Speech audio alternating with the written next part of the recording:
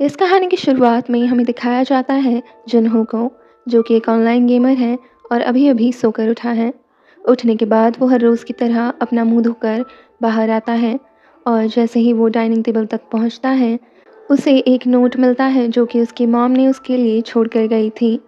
उसमें लिखा होता है कि हम लोग जल्दी-जल्दी में निकल गए और खाने के लिए कुछ भी नहीं है, तो तुम कुछ ग्रोसरीज़ लेकर आ जाना। लेकिन यहाँ पे जुनहो उसकी माँ की बात नहीं सुनता और गेमिंग के लिए बैठ जाता है। वो गेम कर ही रहा होता है कि उसके दोस्त उसे टीवी ऑन करने के लिए बोलते हैं। वो गेमिंग छोड़कर टीवी ऑन करता है। टीवी पर ये न्यूज़ चल रही होती है कि कुछ लोग बहुत ज़्यादा वायलेंट हो चुके हैं और दूसरे लोगों पर हमला भी कर रहे हैं और ये बहुत जल्दी-जल्दी सब लोगों में स्प्रेड हो रहा है। ये सुनकर जब जुनहो अपने घर की खिड़की खोलता है, तो उसे नज़र आता है कि उसकी बिल्डिंग के नीचे सब लोग अपनी-अपनी जान बचाकर भाग रहे हैं।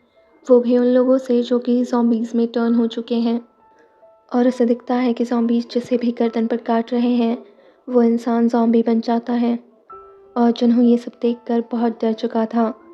उसे खिड़की से दिखता है कि एक बच्ची अपनी माँ को पुकार रही होती है, लेकिन उसकी माँ हिचकिचा रही होती है क्योंकि वो डर रही होती है कि कहीं उसकी बेटी भी एक ज़ॉम्बी ना बन चुकी हो। लेकिन आखिर माँ तो माँ होती है। वो अपनी बेटी को सही सलामत देखकर खुश होती है और उसे गले से लगा लेती है। लेकिन जुनहो को शौक तब लगता है जब वो देखता है कि वो बच्ची अपनी ही माँ को काटने लगती है। अब जुनहो जान जाता है कि ये केस बहुत ज़्यादा सीरियस है। जैसे ही वो अंदर आता है, उसे उसके अपार्टमेंट के बाहर से आवाज़ आने लग जाती है, जो कि लोगों की चिल्लाने की आवाज़ होती है और वो अब दरवाज़े की ओर बढ़ने लगता है। ये आवाज़ें सुनकर वो दरवाज़ा खोल देता है और अचानक से कोई इंसान उसके घर में घुस जाता है। अभी जुनहो उसे बाहर निकालने की कोशिश करता है क्योंकि अभी वो किसी पे ट्रस्ट करना नहीं चाहता। लेकिन वो इंसान यहाँ पे आसानी से बाहर जाने वाला नहीं था क्योंकि उसे अपनी जान रिस्क में नहीं डालनी थी। वो आखिरकार जुनहो से कहता है कि वो उसे एटलीस्ट बाथरूम यूज़ करने दे। जुनहो उसे बोलता है कि बाथरूम यूज़ करने के बाद चुपचाप से यहाँ से निकल जाना। जुनहो अब बहुत ज़्यादा परेशान हो चुका था क्योंकि वो इंसान भी बहुत डरा हुआ था। जैसे ही वो इंसान बाथरूम में जाता है, जुनहो न्यूज़ चैनल लगाता है और वो न्यूज़ पे सुनता है कि जिस इंसान को भी ज़ॉम्बीज़ ने बाइट किया है, वो इंसान दूसरे मासूम लोगों की जान ले लेता है। ये सुनकर जुनहो को उस स्ट्रेंजर पे शक होने लगता है और वो अपनी किचन से एक नाइफ़ उठा लेता है क्योंकि उसे इस स्ट्रेंजर की गर्दन पर भी एक बाइट का मार्क मिला था। जैसे ही वो स्ट्रेंजर बाथरूम से बाहर आता है, जुनहो उसे नाइफ़ से डराकर घर से बाहर निकालने की कोशिश करता है, लेकिन वो स्ट्रेंजर जाने के लिए रेडी नहीं होता। वो उल्टा कहता है कि वो बिल्कुल ठीक है और उस बाइट का असर उस पे नहीं हुआ। लेकिन इसी बीच उसकी आँखों से खून निकलने लगता है और अब वो दोनों ही डर जाते हैं और अचानक से उस स्ट्रेंजर की बॉडी अलग तरीके से मूव होने लग जाती है और एक वक्त पर वो कम्प्लीटली मूव करना बंद कर देता है। लेकिन अगले ही पल जुनहो की तरफ गुस्से से दौड़ कर आता है और उसे बाइट करने की कोशिश करता है, लेकिन जुनहो उसे अपने घर से बाहर निकाल देता है और दरवाज़ा बंद कर लेता है। अब वो जब डोर होल से देखता है, तो उसे दिखता है कि एक और ज़ॉम्बी ने उस स्ट्रेंजर की बुरी तरीके से मार दिया। अभी जुनहो अपने आप को बचाने के लिए दरवाजे के अंदर से एक फ्रिज को लगा देता है ताकि कोई एंटर ना कर पाए। उसे अपनी माँ से मैसेज भी आता है कि वो घर आने ही वाले हैं और जुनहो अपना ख्याल रखें। इससे जुनहो को थोड़ा अच्छा लगता है और वो अब खुद के लिए एक नोट लिखता है। उसमें लिखा होता है कि आई मस्ट सर्वाइव। अब वो बचा हुआ खाना भी डिवाइड करता है ताकि आने वाले दिनों में उसके लिए खाना बचा रहे और वो सरवाइव कर सके। लेकिन वो खाना कुछ ज़्यादा नहीं होता और उसे अब रियलाइज़ होता है कि उसे अपनी माँ की बात सुन लेनी चाहिए थी और बाहर से ग्रोसरीज़ ले आनी चाहिए थी। डे 2 शुरू होता है और उसे अभी भी कोई हेल्प नहीं मिली थी। इसीलिए वो सोशल मीडिया पे एक पोस्ट डालता है अपने एड्रेस के साथ। वो फाइनली अपने ड्रोन और मोबाइल फ़ोन की हेल्प से नीचे क्या हो रहा है ये देखने की कोशिश करता है। उसे दिखता है कि सभी लोग ज़ॉम्बीज़ में कन्वर्ट हो चुके हैं और अब शायद यहाँ पे बस सिर्फ वही एक सर्वाइवर बचा हुआ है। वो और ज़्यादा निराश हो जाता है। रात को जब वो नींद से उठता है, उसे नीचे से आवाज़ें सुनाई देती हैं। वो अपनी बालकनी में आके देखता है कि एक पुलिस ऑफिसर नीचे ज़ॉम्बीज़ के बीच फंसी हुई हैं और बचने की कोशिश कर रही हैं।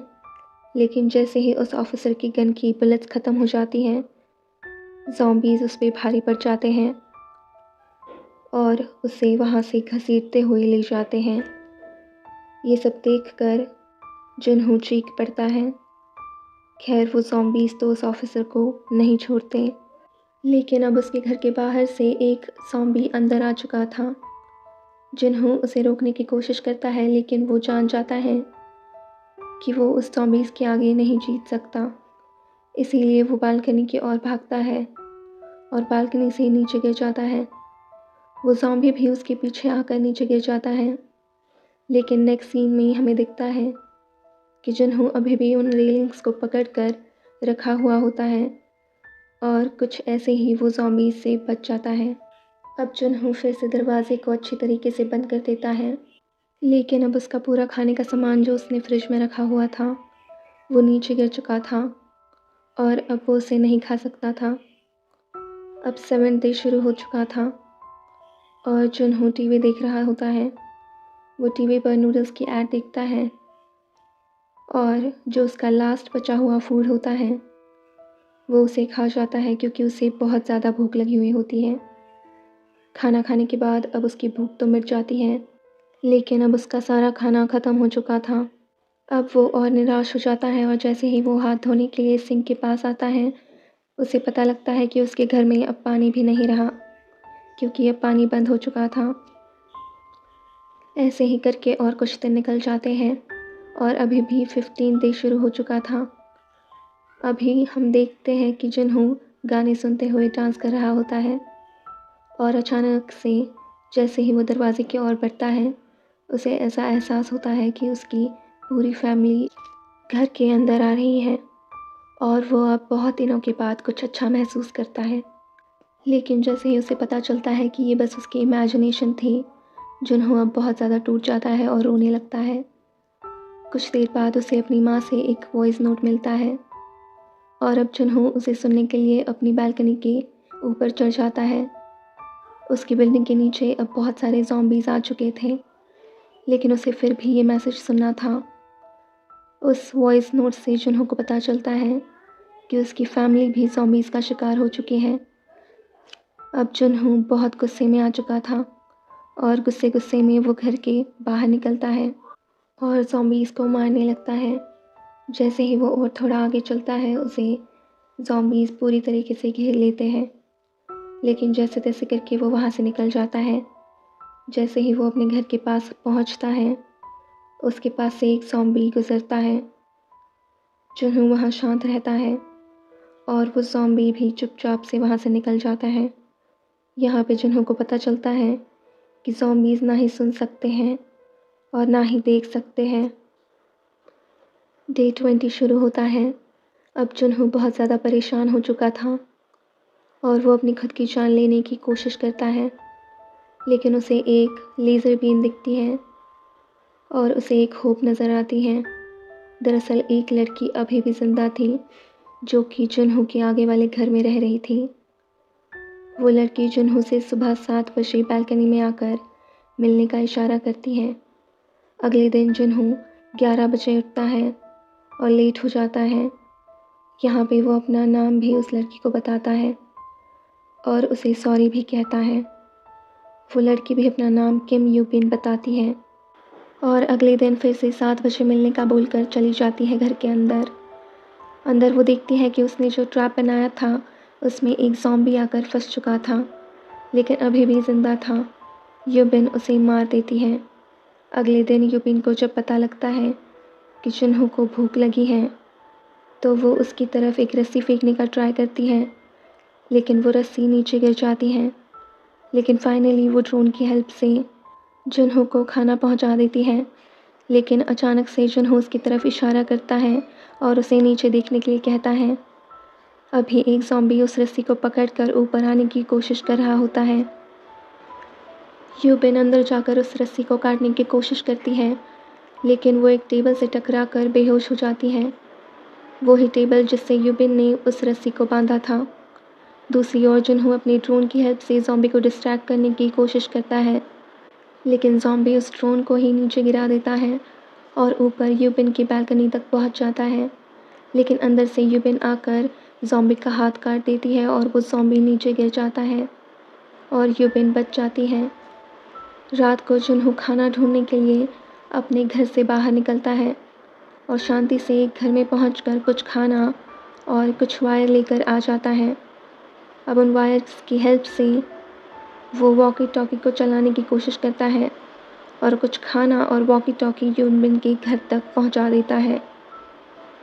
अब वॉकी टॉकी की हेल्प से यूबिन और जुनहो एक दूसरे से बात कर सकते थे। ये दोनों साथ में कुक भी करते हैं और बहुत सारी बातें भी करते हैं। अचानक से बारिश शुरू हो जाती है, तो जुनहो कहता है कि उन्हें पानी भर लेना चाहिए। जैसे ही ये दोनों बालकनी में आते हैं, उन्हें पता चलता है कि ये बारिश नहीं बल्कि ज़ॉम्बीज़ हैं जो हॉलवेज़ में दौड़ रहे हैं। ये दोनों ही बहुत ज़्यादा डर जाते हैं जब यूबिन का पैर एक टेबल से टकरा जाता है और वहाँ पे बहुत बड़ी आवाज़ हो जाती है और सारे ज़ॉम्बीज़ यूबिन के घर के बाहर आ जाते हैं। वो जुनहो को बताती है कि वो सब उसके डोर के एकदम बाहर हैं और वो बहुत ज़्यादा डरी हुई होती है। लेकिन जुनहो उससे उसके अपार्टमेंट का यूनिट नंबर पूछता है और वहाँ पे एक टेलीफ़ोन कॉल कर देता है ताकि ज़ॉम्बीज़ वहाँ से डिस्ट्रैक्ट होकर चले जाएं। अगले ही पल ये दोनों 8th फ्लोर पे जाने का प्लान बनाते हैं, क्योंकि यूबिन के हिसाब से उस फ्लोर पे कोई भी नहीं था। यहाँ पे जुनहो शॉक हो जाता है जब यूबिन डोर से नहीं बल्कि बालकनी से नीचे क्लाइंब करती है और ज़ॉम्बीज़ से फाइट करने लग जाती हैं, क्योंकि उसे हाइट से बहुत डर लगता था और ऐसा उसने खुद कहा था। यूबिन सभी ज़ॉम्बीज़ को मारते हुए रोड क्रॉस कर लेती है और जुनहो भी नीचे क्लाइंब करता है और यूबिन की हेल्प करने लगता है। वो दोनों फाइनली ज़ॉम्बीज़ से पीछा छुड़ाकर लिफ्ट में पहुंच जाते हैं और बाद में 8th फ्लोर पर भी पहुंच जाते हैं। उन्हें ज़ॉम्बीज़ फिर से पीछे नज़र आते हैं और 8th फ्लोर पे जो घर होते हैं उनके डोर्स भी लॉक्ड होते हैं। सडनली यूबिन को कोई इंसान घर के अंदर खींच लेता है और वो इंसान जुनहो की भी हेल्प करता है। यहाँ पे उन्हें पता लगता है कि ये इंसान भी एक सर्वाइवर है। वो इन दोनों को फूड और पानी भी ऑफ़र करता है, लेकिन यूबिन हिचकिचा रही होती है क्योंकि उसे शक हो रहा होता है इंसान पे। लेकिन ज़्यादा भूख लगने के कारण वो खाना खा लेती है। यहाँ पे इंसान उन्हें ये बताता है कि रेस्क्यू टीम कुछ ही वक्त में आने वाली होगी।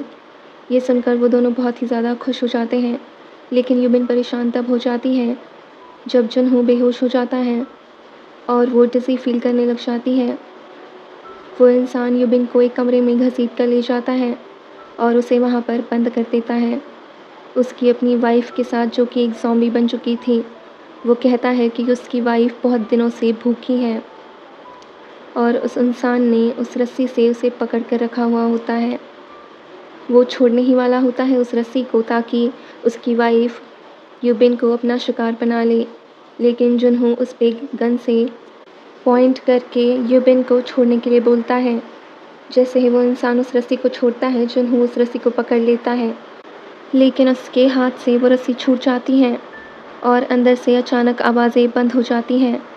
जब वो इंसान डोर खोल के देखता है तो उसकी वाइफ़ उस पे ही अटैक करने लग जाती है और उसे बाइट करने लगती है। यहाँ पे शुक्र की बात ये होती है कि यूबिन बिल्कुल सही सलामत होती है। वो गन लेती है और उस इंसान और उसकी वाइफ़ दोनों को ही मार देती है। लेकिन अब सभी ज़ॉम्बीज़ गन शॉट की आवाज़ से उनकी तरफ आ रहे होते हैं और अब यूबिन जीने की सब होप छोड़ देती है और जुनहो से कहती है कि वो ज़ॉम्बीज़ बन जाए उससे पहले जुनहो उसे मार दे। जुनहो हिचकिचाते हुए उस पे गन फायर करने ही वाला होता है कि उन्हें हेलीकॉप्टर्स की आवाज़ आने लग जाती है। उन्हें पता चलता है कि कोई उन्हें रेस्क्यू करने के लिए आ चुका है। वो दोनों रूफ़टॉप की ओर भागते हैं, ज़ॉम्बीज़ से बचकर वो रूफ़टॉप पे पहुंच जाते हैं, लेकिन वहाँ पे कोई भी हेलीकॉप्टर अब नहीं होता। ज़ॉम्बीज़ अब उनकी ओर बढ़ते हैं, लेकिन अचानक से एक हेलीकॉप्टर उन्हें नज़र आता है और उस हेलीकॉप्टर में से ऑफिसर्स ज़ॉम्बीज़ पे फायर करने लग जाते हैं और जिन्हों और यूपिन को ऊपर खींच लेते हैं और ऐसे ही इन दोनों की जान बच जाती है।